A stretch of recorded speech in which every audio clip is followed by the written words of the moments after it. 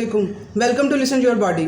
हर diabetic patient insulin resistance है और जो बॉडी इंसुलिन रेजिस्टेंस है वो डायबिटीज़ की तरफ जा रही है।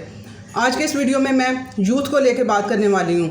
मेरा आज का फोकस 40 प्लस जो लोग हैं जो डायबिटीज़ हो चुकी हुई है, जिनकी बॉडी इंसुलिन रेजिस्टेंस हो चुकी हुई है, आज मेरा फोकस उन सब की तरफ नहीं है। आज मेरा फोकस है नौजवान लड़के लड़कियों की तरफ, ठीक है, जिनको आने वाले 8-10 सालों में डायबिटीज़ होने वाली है। मैं उनको बचाना चाहती हूँ। उनकी बॉडी इंसुलिन रेजिस्टेंस है इस टाइम पे और इंसुलिन रेजिस्टेंस की तरफ जा रहे हैं, या जो अगर इंसुलिन रेजिस्टेंस नहीं है अभी, ताकि वो भी अवेयरनेस हासिल करके इससे बच सकें।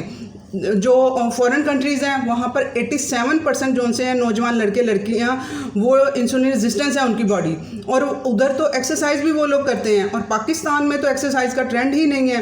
तो यहाँ पे तो ये रेशो तकरीबन उनके इक्वल ही होगी।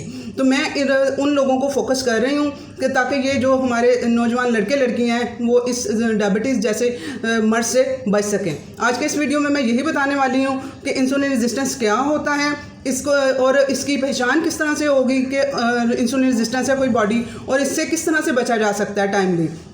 अगर आप लोगों को लगे कि मेरा वीडियो इन्फॉर्मेटिव है तो इसे लाइक करें, शेयर करें, क्योंकि आज का शेयर तो बिल्कुल बनता है, क्योंकि हमारे इर्द गिर्द बहुत से नौजवान हैं जिनको इसकी ज़रूरत है। और अगर न्यू है मेरे चैनल पे तो इसे सब्सक्राइब करें ताकि मुझे मोटिवेशन मिलती रहे। अब इंसुलिन रेजिस्टेंस क्या होता है? इंसुलिन जब पैंक्रियाज है, जब हम खाना खाते हैं तो पैंक्रियाज इंसुलिन रिलीज़ करता है। इंसुलिन आती है, वो एक तरह से हमारे सेल की चाबी है, ठीक है।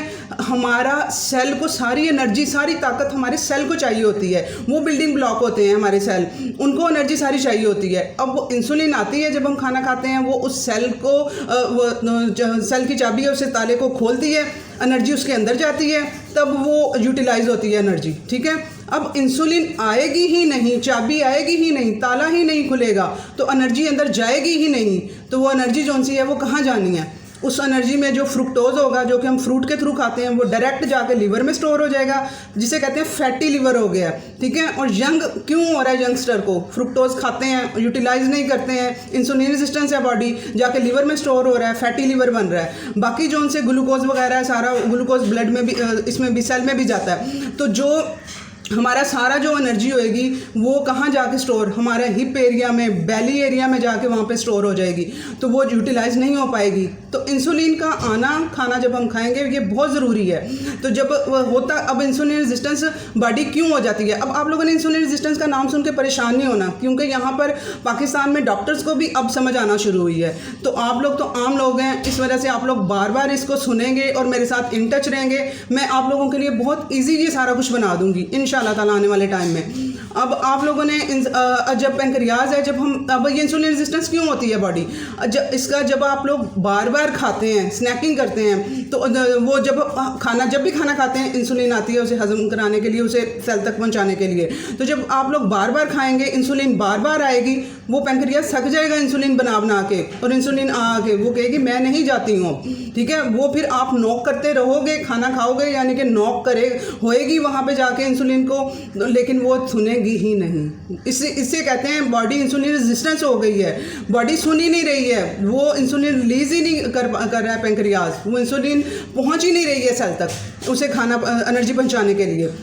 तो अब ये होती है इंसुलिन रेजिस्टेंस। अब ये डायबिटीज़ की बहुत बड़ी वजह, मेन वजह ही यही है। अब जब डायबिटीज़ का पता चलता है कि इंसान डायबिटीज़ हो चुकी हुई है किसी इंसान को, उस टाइम पे 35% लोग ऐसे हैं कि जिनकी जो वो डायबिटीज़ जब डायग्नोज होते हैं, उनकी न्यूरोपैथी हो चुकी होती है, यानी कि उनकी नर्व्स डैमेज हो चुकी हुई होती हैं। न्यूरोपैथी क्या होती है? जिनको इंसुलिन रेजिस्टेंस है उनमें न्यूरोपैथी स्टार्ट हो चुकी है, जो डायबिटीज़ है उनमें न्यूरोपैथी है। न्यूरोपैथी क्या है? जो हमारी हैं, जो नर्व्स हैं हमारी पूरी बॉडी में, वो डैमेज होना स्टार्ट हो जाती हैं। होता क्या है कि ये जो इंसुलिन होती है, एक्सेस इंसुलिन या इसका ना प्रॉपर होना, तो वो क्या करता है कि वो जो हमारी नर्व्स होती हैं उनका खाना क्या है? B complex, B12, B6, B12 specially, ठीक है ना। B12 को क्या करती है? वो एब्जॉर्ब ही नहीं होने देती है वो हमारी बॉडी में। तो जब एब्जॉर्ब नहीं होगा, और उसकी हमारी नर्व्स को हर डेली ज़रूरत होती है, डेली रिक्वायरमेंट उसकी होती है, तो वो नर्व्स को जब उसका खाना ही नहीं मिलेगा तो वो डैमेज होना स्टार्ट हो जाती हैं, वहाँ पे ब्लड का फ्लो ही नहीं होता है।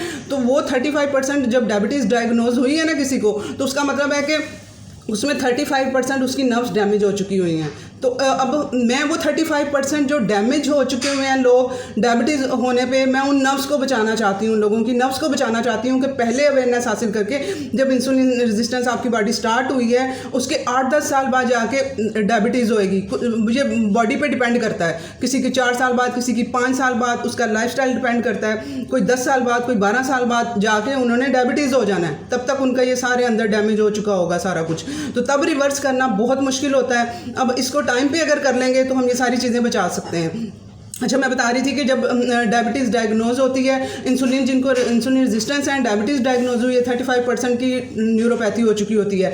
अब इसमें से 13% है जिनकी आइज़ डैमेज हो चुकी होती हैं, ठीक है, उनकी आइज़ के फिर ऑपरेशन होते हैं, लेकिन वो बहुत ख़तरनाक वो सारा कुछ काम हो चुका होता है कि वो उस टाइम पे उनको रिकवर करना मुश्किल हो जाता है। उसके बाद किडनीज़ आ जाती हैं, ठीक है, किडनीज़ जो सी हैं वो 10% लोग ऐसे हैं कि जहाँ जब वो डायग्नोज होती हैं डायबिटीज़, किडनीज ख़त्म हो चुकी हुई होती हैं। अब इसी वजह से नौजवान लड़के लड़कियां मैं देखती हूँ अपने इर्द गिर्द, मेरी क्लास में लड़की थी, उसके किडनी का इशू था और यंग थी वो बिल्कुल, और मुझे था कि इससे किडनी का इशू क्यों हुआ है, और इतनी स्वेयर किस्म का था कि डॉक्टर्स ने बिल्कुल जवाब उसे दे दिया हुआ था, लास्ट स्टेज है जी उसकी।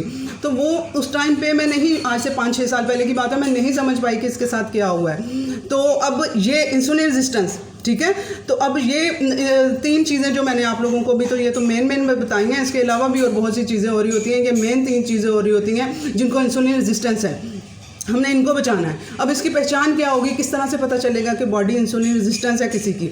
अब इसमें उनका बेली एरिया, ठीक है ना, जो फैट है, टांगें उनकी पतली होंगी, जो बेली एरिया होगा वहाँ पे उनके हिप्स भी नहीं, ठीक है ना, उनका जो बेली एरिया होगा, वो बेली एरिया जो सा होगा वहाँ पे सारी फैट डिपॉजिट हुई होगी, जो सारा उन्होंने फ्रुक्टोज और वो सारी चीज़ें जो खाई होंगी वो सारे का सारा उनका बेली एरिया उनका बड़ा होगा, ठीक है। उसके बाद उनके नाखून ब्लैक पाँव के, क्योंकि ये दिल से दूर होता है ब्लड, पाँव वहाँ पे ब्लड पहुँचना, न्यूरोपैथी, नर्व्स के थ्रू न्यूरोपैथी हो रही होती है, नर्व्स काम नहीं कर रही होती, वहाँ ब्लड का फ्लो प्रॉपर नहीं पहुँच पाता है, ब्लैक उनके नाखून होना स्टार्ट हो जाते हैं। इवन के इतना स्वेयर होता है पहले, अब तो फिर वो जब डायबिटीज़ हो जाती है तो उसकी दवाइयाँ शवाइयाँ खा रहे होते हैं, उसको कंट्रोल अवेयरनेस हो जाती है। पहले के ज़माने में जब अवेयरनेस नहीं थी तो पाँव काटे जाते थे, जिनको डायबिटीज़ हो जाती थी उनके पाँव ख़राब हो जाते थे, न्यूरोपैथी की वजह से वहाँ तक ब्लड फ्लो नहीं जा पाता था, उनके पाँव काट दिए जाते थे। और जिनके नाखून अभी भी ब्लैक हैं पाँव के, उनमें न्यूरोपैथी हो रही है, ब्लड वहाँ तक नहीं पहुँच रहा है, उनकी बॉडी इंसुलिन रेजिस्टेंस है, ठीक है, ये हो गई उसकी पहचान। उसके बाद उनका घबरा होना, यानी कि ना घबराना, दिल घबराना, यानी कि खो पड़ना, कि भूख, खाना खाया हुआ है थोड़ी देर पहले लेकिन वो फिर उनको वो बेचैनी हो रही है और कि कुछ खाने को मिल जाए, और जिस्म कांपना स्टार्ट हो जाना, और इस तरह से एक तरह से बेचैनी सी वो लग जाना, तो वो उसकी इंसुलिन रेजिस्टेंस है उनकी बॉडी, उनको एनर्जी मिली ही नहीं है। देखें, जब उनका इंसुलिन आई नहीं है, उनको खाने को, एनर्जी लेवल को सेल तक पहुंचाने के लिए सेल को एनर्जी नहीं मिली है, खा चुके हुए हैं, वही उनको समझ नहीं आ रही होती कि हमने तो अभी 1 घंटा पहले, 2 घंटे पहले खाना खाया, अभी भी इस तरह से बेचैनी हो रही है, खो पड़ रही है, ये किस वजह से हो रहा है ये सारा। और वो फिर वो उनको होता है कि कोई मीठी चीज़ मिल जाए, कोई चीज़ मिल जाए, मीठा मिल जाए, जो भी मिल जाए वो फिर उसकी तरफ खाते हैं, और वो मज़ीद फिर उनकी बॉडी इंसुलिन रेजिस्टेंस होती चली जाती है, ठीक है, ये उसकी पहचान है। उसके बाद फीमेल्स में PCOS का इशू हो जाना, ठीक है, ये PCOS का इशू इसकी सबसे बड़ी पहचान है कि अब, और ये यंग लड़कियों में हो रहा होता है, इसकी पहचान उनकी बॉडी इंसुलिन रेजिस्टेंस है, ठीक है, वो उस पर, और जब वो जाती है ना अपना PCOS का ट्रीटमेंट करवाने, डॉक्टर्स उनको डायबिटीज़ की ही टैबलेट देते हैं, ठीक है, उनकी डायबिटीज़ कंट्रोल करने के लिए। तो वो अपना अगर डॉक्टर पे जाने की बजाय अपना इंसुलिन रेजिस्टेंस सीधा कर लेंगी तो वो उनका PCOS का इशू भी ठीक हो जाएगा और बॉडी भी इंसुलिन रेजिस्टेंस उनकी बॉडी से ख़त्म हो जाएगी। ये इसकी पहचान है। इस तरह से पता चलेगा कि भाई ये बॉडी इसकी तरफ जा रही है। उसके अलावा अगर आप कोई टेस्ट की तरफ जाना चाहेगा तो वो देखेगा कि अपना जो सुबह के फास्टिंग में ग्लूकोज लेवल जो उसका है ब्लड का वो 100 से अबव होगा। फास्टिंग में सुबह के टाइम 100 से अबव होगा।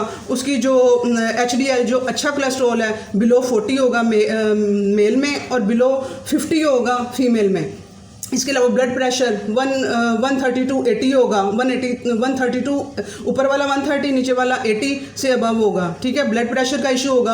अब इनमें ब्लड प्रेशर का इशू भी हो जाता है और ट्राइग्लिसराइड जो से हैं वो अबव 150 होंगे उन लोगों के। ठीक है, ये वो अपने टेस्ट कराएंगे तो इससे भी उन लोगों को पता चल जाएगा। अब ब्लड प्रेशर का इसमें होना इंसुलिन रेजिस्टेंस बॉडी में कंफर्म है।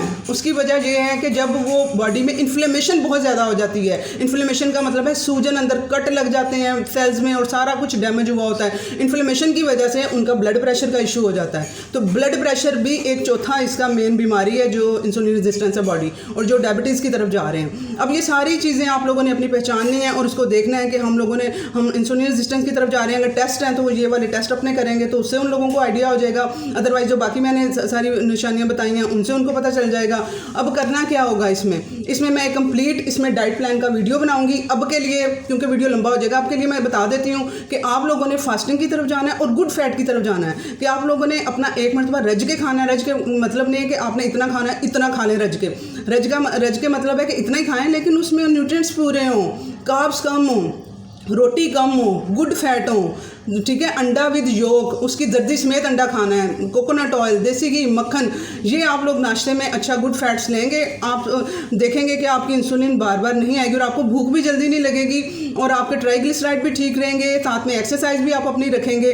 तो आप लोगों ने जो खाना है वो 2 पे आ जाए कि आप लोगों ने सुबह आप लोग अच्छा अपना नाश्ता कर लें और बीच में शाम को खाना खाएं, और बीच में जो ब्रेक रात से लेकर सुबह तक का है इंटरमिटेंट फास्टिंग का, जिसे मैं नाम दे रही हूँ, वो आप लोगों ने ब्रेक अपना 15 से 16 घंटे तक का ले आए। आपकी बॉडी बिल्कुल सेट हो जाएगी और आपका लाइफस्टाइल भी वो बन जाएगा और आपको बार बार वो भूख लगेगी ही नहीं। जब आप हेल्दी सारा कुछ लेंगे आपको भूख नहीं लगेगी, ठीक है। इस पर मैं कंप्लीट वीडियो बनाऊंगी कि इस पर आप लोगों ने किस टाइम पे क्या क्या खाना है। तो अब तक के लिए यही है कि आप लोगों ने एक्सरसाइज करनी है और गुड फैट ऐड करने हैं और प्रोटीन ऐड करना है, कार्ब्स कम करने हैं। ये 3 चीज़ें आप समझ लेंगे सारा हो जाएगा। यानी कि आपने वेजिटेबल सलाद लेने हैं, गुड फैट लेने हैं और प्रोटीन लेना है और कार्ब्स कम करने हैं। चावल, आटा, रोटी, ये आप लोगों ने कम करने हैं। इनकी क्वांटिटी कम कर देनी है, बाकियों की क्वांटिटी बढ़ा देनी है। प्रोटीन क्या करेगी, वो आपका फैसिएशन हार्मोन, जो भूख का हार्मोन होता है, उसको कंट्रोल करेगी। आपको जो बार बार भूख लगती है वो आप लोगों को बार बार भूख नहीं लगेगी और इस तरह से आप लोग बार बार खा के अपनी इंसुलिन को बार बार डिस्टर्ब नहीं करेंगे,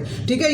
ये 3 चीज़ें आप लोगों ने बढ़ानी है, कार्ब्स कम करने हैं, एक्सरसाइज आप लोगों ने ऐड करनी है। तो आप लोग देखिएगा कि आपकी इंशाल्लाह ताला इंसुलिन रेजिस्टेंस आपकी बॉडी रिवर्स हो जाएगी।